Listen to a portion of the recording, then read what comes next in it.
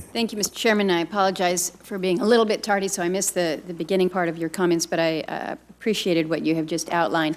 I want to welcome back to the committee our friend Senator Coons. We miss you on the committee already. You've only been gone for a few weeks, but I have appreciated your contributions to this committee, and glad that you're here this morning to speak to us about the Master Limited Partnership and the Parity Act, something that I support, as you know, and encourage you in all you're doing on this and want to work with you. I think that this is one of those opportunities where we really do figure out how, in a perhaps a more creative way, we're helping to provide a level of financial incentive out there within the private sector. So I applaud you for that.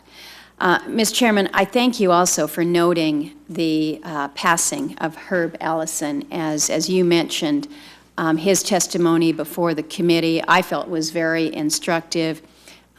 He was in addition to being a good man, his life of public service was one that I think that we have benefited from, particularly here in this committee, particularly as we look at what he did with the review of the department's loan program.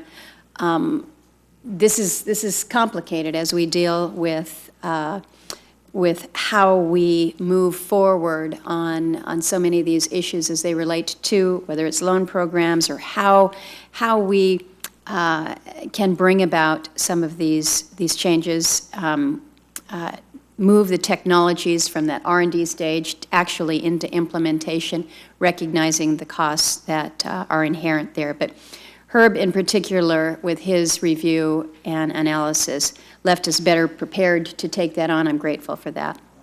Now, as many of you know, I believe that there is a role for the federal government to play in facilitating the deployment of new energy technologies, including our loan guarantee program. And even in the aftermath of some high-profile failures, I've never advocated the outright termination of these authorities, though some of my colleagues have understandably taken that position. But to the contrary, former Chairman Bingaman and I spent a good deal of time looking at different authorities that might make sense to provide a clean energy deployment administration within DOE. That proposal, like so many other bipartisan energy measures in recent years, languished on the Senate calendar after being reported from this committee back in 2009. But since 2009, we've seen some events that have caused perhaps us to pump the brakes, to rethink our efforts. All you need to do is mention Solyndra. We know what we're talking about here. But, Mr. Chairman, I do think it is vital for our committee to conduct regular and intensive oversight of the programs and agencies under our jurisdiction, particularly when serious or unexpected problems surface. So I want to thank the witnesses that will present today and for their role not only in helping us understand what has gone wrong in our clean energy programs, but what has gone well, because we recognize that there have been some successes and where we might be headed into the future.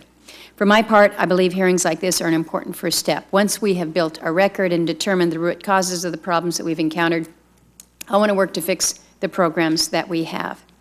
And while much of the focus today will be on macroeconomic trends, I remain focused on three specific programs, and that's Section 1703 and Section 1705 of the loan guarantee programs and the ATVM direct loan program. I think there's some similarities, but there's also some important differences between these three programs. So just very quickly run through them. Section 1703, which was created back in 2005, relied heavily on self-paid credit subsidy costs, made any project using new or significantly improved technologies eligible, and has not closed on a single loan guarantee. Section 1705, on the other hand, created back in 2009, was accompanied by $6 billion for credit subsidy, limited eligibility to renewable and transmission projects, and closed 27 loan guarantees worth over $15 billion. And ATVM, of course, was designed to offer direct loans to automakers. $7.5 billion was appropriated to cover credit subsidy costs, but just 5 loans have been issued. The last was in March of 2011 and April 10 before that. 2 loan recipients appear to be on the verge of bankruptcy, and according to the GAO, the program has 0 active applications.